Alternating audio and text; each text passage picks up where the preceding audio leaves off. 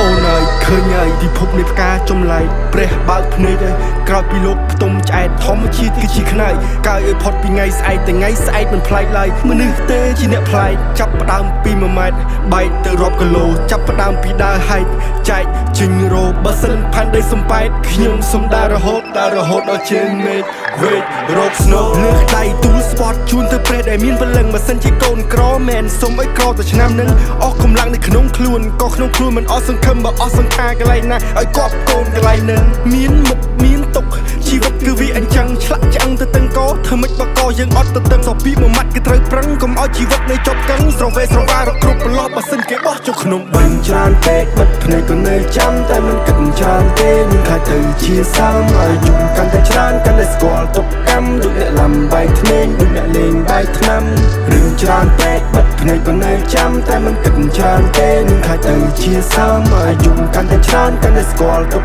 កម្មដូចអ្នកលំបាយធ្នេញឃើញហើយផ្កានេះមានពឹសផ្កាចេះស៊ីមនុស្សធ្វើឲ្យវង្វេង